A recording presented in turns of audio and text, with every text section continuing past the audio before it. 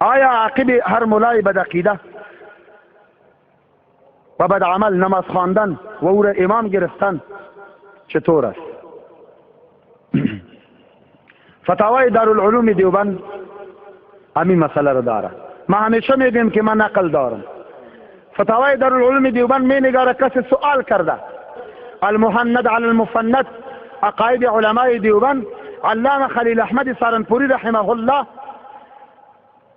در تشریح امی عقیده که عقیده ما علمای دیوبند خب الحمدلله قسمت دیگر از فرموده های این بزرگوار را شنیدیم. مطلبی که این بزرگوار در این قسمت بیان نمودن ظاهرا اینطور معلوم میشه که این بزرگوار خودشون را تابع مفتیان و علمای دیوبند میدونن. در ضمن از مولانا خلیل احمد سامری رحمه الله صاحب کتاب المهند علی المفند که در حقیقت چکیده و خلاصه عقاید اهل سنت و الجماعت هست، از این کتاب و از این بزرگوار نام میبرن. لازم بزرگواران بدانیم که خلیل احمد سامری رحمه الله پیر و مرشد مولانا الیاس رحمه الله هستند.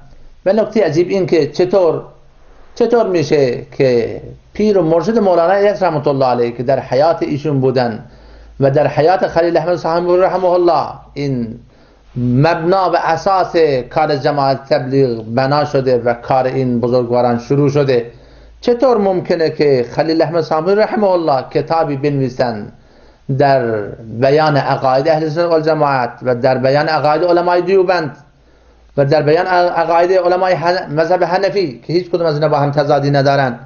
چطور میشه که این بزرگوار چنین کتابی بنویسن و این بزرگوار هم از این کتاب با افتخار یاد بکنه، اما این بزرگواران متوجه نشده باشن که در ترتیب و مبنای اصول جماعت تبلیغ ایرادهای وجود داره؟ این نکته بسیار عجیبیه. چطور که کتاب های عقیده را اینها نوشتن و ما از اینا با افتخار نام میبریم، اما از اون طرف ادعا داریم که بله در اصول عقاید و مبنای جماعت تبلیغ نعوذ بالله مشکلات عقیدتی و فروعات دیگری وجود داره.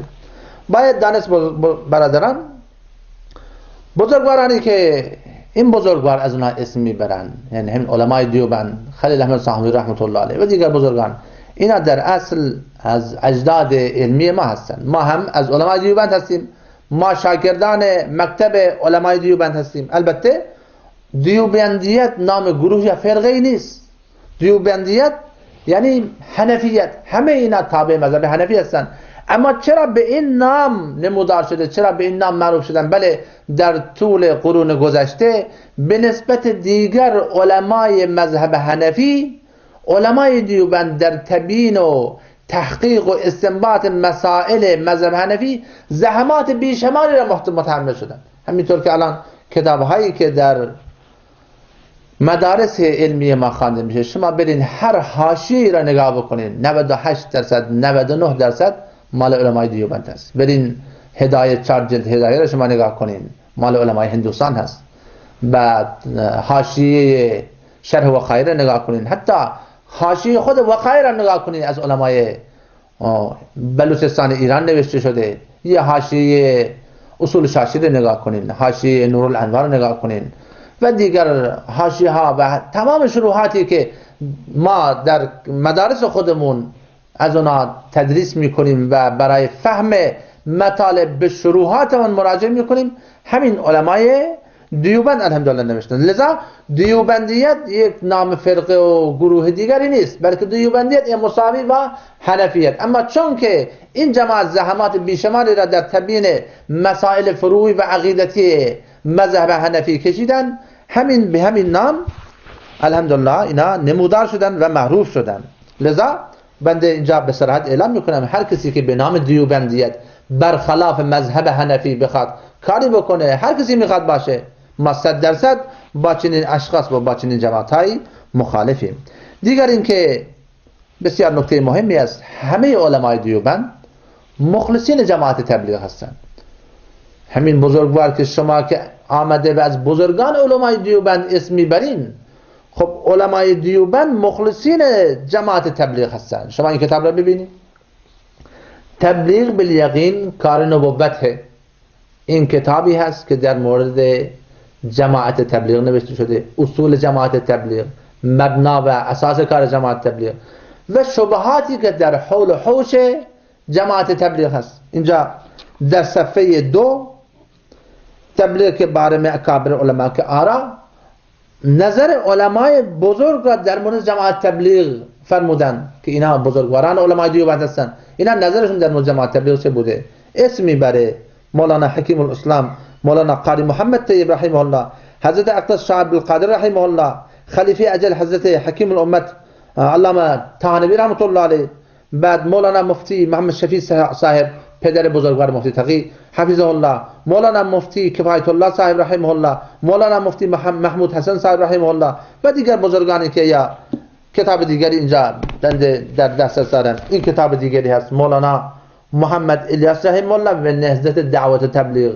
این کتابی هست که توسط ابوالحسن سید علی ندوی رحمت الله علیه نوشته شده و این بزرگوار هم از بزرگان دیگری در این کتاب خودش اسم میبره. مولانا ابوالحسن علی ندوی رحمت الله علیه شخصیتی که با خود مولانا الیاس رحمت الله همگام بودن، با این بزرگوار بودن. چطور این بزرگانی که اینجا هستن، مولانا محمد منظور نعمانی رحمت الله علیه و دیگر بزرگانی که هستن، سید سلمان ندوی رحمه الله، چطور اینا متوجه نشدن که در اصول مبنا و عقاید دیگر مسائل جماعت تبلیغ مشکلات و عقیدتی و فروعاتی وجود داره، اما این بزرگوار ما این مسئله را متوجه شدن. کدوم عقلمندی این مسئله را قبول میکنه که همه شیران مذهب حنفی متوجه این امر نشدن که در عقیده و اساس مبنای جماعت تبلیغ مشکلات وجود داره، اما این بزرگوار که در حقیقت ایشون منتسب به گروه صوفیه سیفی هستن، با استناد به کتاب القول البلیغ فی التحذیر عن جماعت تبلیغ آمده اساس شبهاتی که وارد میکنه بر مبنای اساس کتاب سلفیه و غیر مخالطه قرار داده. شما که خودتون تابع مذهب حنفی میدونین، چطور وقتی که استدلال میکنین از علمای کتابهای علمای دیوبند استدلال میکنین، اما وقتی که قرار از جماعت تبلیغ ایراد گرفته بشه و شبهاتی در مورد اینا ایراد بشه، آمده از کتاب علمای سعودی و سلفی و غیر مقلد شما ایراد اینجا مثلا متاسفانه مبنای دلیل شما قرار میگیرید. اگر شما واقعا میخواین که این جماعت راهنمایی بکنین، ما نمیگیم جماعت تبلیغ ایراد ندارن، بله جماعت تبلیغی ها ایراد دارن، جماعت تبلیغی ها ایراد دارن، نه اینکه جماعت تبلیغ ایراد داشته باشه. جماعت تبلیغ اساس مبناش بر مبنای قرآن و سنته، اما تبلیغی شخص تبلیغی این مشکلی داره. همینطور که مثلا الان کسی که امامت میکنه، امام صاحب امامت میکنه، قرآن میخوانه، بعضا امام صاحب اشتباه میکنه، کسی نمیگه که این امام صاحب قرآن را اشتباه عوض کرده، میگن که امام صاحب اشتباه کرده.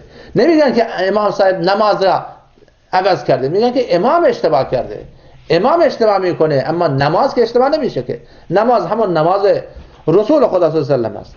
لذا این نکته بسیار ما را آزار داد. یعنی شما که آمده از بزرگان علمای دیوبند علیه جماعت تبلیغ مطلبی را اعلان کرده و آمده از علمای سلفی و غیر مقلد آمده دلایل خود را پیش کرده که شما از جماعت تبلیغ ایراد میگی، این حقیقت مطلبی هستش که واقعا از انصاف بسیار بدور است.